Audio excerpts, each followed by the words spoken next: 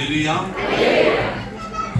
ಶ್ರದ್ಧೆಯಿಂದ ಕೆಲವು ನಿಮಿಷಗಳ ಕಾಲ ಒಂದು ಸಾಕ್ಷಿ ಏನಂದರೆ, ಸ್ಟಾರ್ಟಿಂಗಿಂದ ನಮ್ಮ ಚರ್ಚು ಈ ಊರಲ್ಲಿ ಇಲ್ಲದಕ್ಕಿಂತ ಹಿಂದೆ ಅಂದರೆ ಕ್ರಿಸ್ತ ಪೂರ್ವ, ನಮ್ಮೂರಿಗೆ ಕ್ರಿಸ್ತ ಪೂರ್ವ, ಕ್ರಿಸ್ತ ಶಕ ಅಂದಮೇಲೆ ಯೇಸುಸ್ವಾಮಿ ನಮ್ಮ ಊರಿಗೆ ಬಂದಾಗ, ನಮ್ಮ ಊರಿಗೆ ಯೇಸುಸ್ವಾಮಿಯನ್ನು ಕರ್ಕೊಂಡು ಬಂದಿದ್ದು, ಯೇಸುಸ್ವಾಮಿಯ ನಾಮವನ್ನು ಕರ್ಕೊಂಡು ಬಂದಿದ್ದು ನಮ್ಮ ಮಧ್ಯದಲ್ಲಿ ಅಪ್ಪಾಜಿ ಅಮ್ಮ.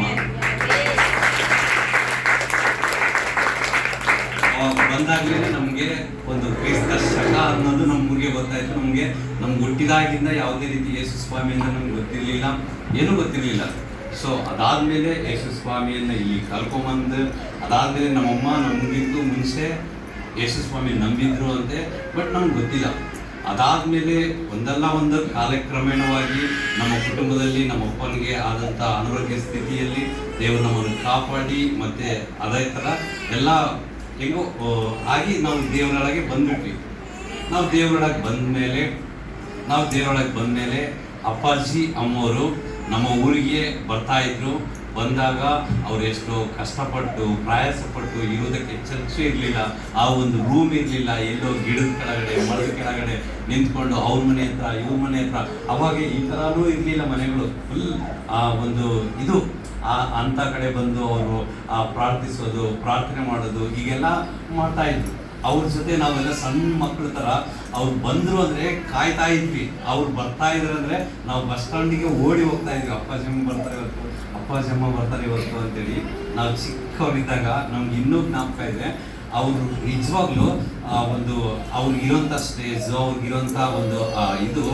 ಆದರೂ ನಾವು ಅವಾಗ ತುಂಬ ಬಡವರು, ನಮ್ಮ ಕೈಯಲ್ಲಿ ಏನೂ ಇರಲಿಲ್ಲ. ನಮ್ಮ ಮನೆ ಪರಿಸ್ಥಿತಿ, ನಮ್ಮ ಬಟ್ಟೆ ಪರಿಸ್ಥಿತಿ, ನಾವಿರುವಂಥ ಪರಿಸ್ಥಿತಿ ಹೆಂಗೆ ಇದ್ವಿ ಅಂದ್ರೆ ಹಂಗೆ ಇದ್ವಿ.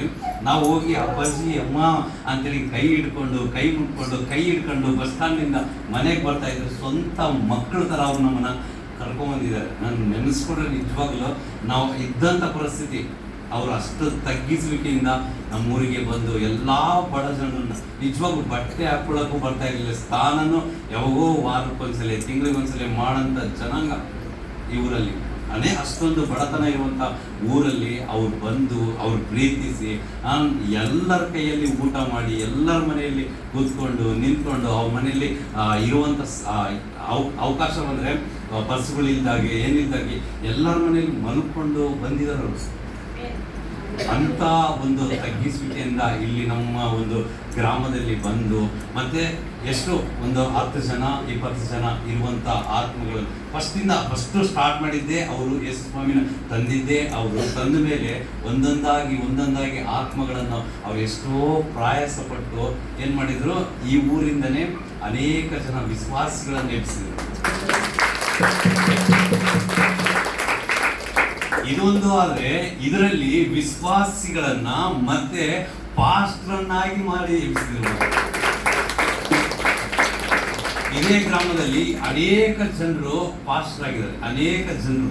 ಅದೆಲ್ಲದಕ್ಕೂ ಕಾರಣನೇ ಅಪ್ಪಾಜಿ ಅಮ್ಮ. ಇವತ್ತು ನಾನು ಚಿಕ್ಕ ಹುಡುಗ ಹಿಂಗಿದ್ದೆ, 5ನೇ ಕ್ಲಾಸ್, ಇದಕ್ಕಿಂತ ಸ್ವಲ್ಪ ಹುಡುಗ ಇದ್ದಲ್ವಾ, ಹಂಗಿದ್ದೆ ನಾನು 5ನೇ ಕ್ಲಾಸ್ ಇದ್ದಾಗ. ಈಗ ನಮ್ಗೆ 5ನೇ ಕ್ಲಾಸ್ ಅಂದರೆ ಏನು ಗೊತ್ತಾಗುತ್ತೆ, ಏನು ಗೊತ್ತಿಲ್ಲ. ಒಂದೇನೋ ಹಾಡಾಡ್ಬೋದು, ಇದು ಮಾಡ್ಬೋದು. ಅವಾಗೆ 100 ಜನ ಸಿದ್ಧಾರ್ಥ ಕಾಲನಿಯಲ್ಲಿರುವಂಥ ಅವರು 100 ಜನ ಇವರು, ನಿಮ್ಮವ್ರು ಬರ್ತಿದ್ರು.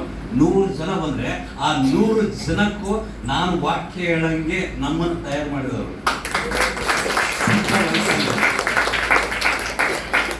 ಆರಾಧನೆಯನ್ನು ಸ್ಟಾರ್ಟ್ ಮಾಡ್ತಾ ಇದ್ವಿ. ಆವಾಗ ಆರಾಧನೆ ಅಂದರೆ ಆ ಖುಷಿನೇ ಬೇರೆ, ಅದನ್ನೇ ಬೇರೆ.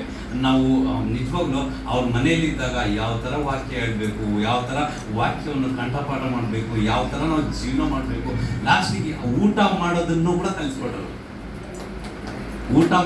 ಊಟ ಮಾಡಿದರೆ ಅನ್ನ 1-2 ಅಗಳು ಕೆಳಗಡೆ ಬೀಳ್ತಾರ, ಆ ಕೆಳಗಡೆ ಬಿದ್ದಿದ್ದ ಅನ್ನ ಮಣ್ಣಾದರೂ ಕೂಡ ಆ ಮಣ್ಣನ್ನು ಕೂಡ ತಿನ್ನಬೇಕು. ಅಂದರೆ ಆ ಶ್ರದ್ಧೆಯಿಂದ ಊಟ ಮಾಡಬೇಕು ಅಂತೇಳಿ ಕಲಿಸ್ತಾ ಇದ್ರು. ಇವತ್ತಿಗೂ ಆಗಲಿ ಎಲ್ಲಾದ್ರೂ ಒಂದು ಅಗಳು ನನ್ನ ತಟ್ಟೆಯಿಂದ ಕೆಳಗಡೆ ಬಿತ್ತು ಅಂದರೆ ಅದು ಮಣ್ಣಾಗಿದ್ರು ಕೂಡ ನಾನು ತಿಂತೀನಿ. ಯಾಕೆಂದರೆ ಅಪ್ಪಾಜಿ ಹೇಳಿದ್ರು. ಆ ಥರ ನಮಗೆ ನಮ್ಮ ಜೀವನಕ್ಕೆ, ನಮ್ಮ ಕುಟುಂಬಕ್ಕಾಗಿರಲಿ, ನಮ್ಮ ಗ್ರಾಮಕ್ಕಾಗಿರಲಿ ಅನೇಕ ರೀತಿಯಾಗಿ ಒಳ್ಳೆಯ ಪಾಠಗಳನ್ನು ಹೇಳುತ್ತಾ, ಒಳ್ಳೆಯ ವಾಕ್ಯಗಳನ್ನು ಹೇಳುತ್ತಾ ಅನೇಕ ಜನರನ್ನು ಇಲ್ಲಿಂದನೇ ಮಾರ್ಪಡಿಸಿದ್ದಾರೆ.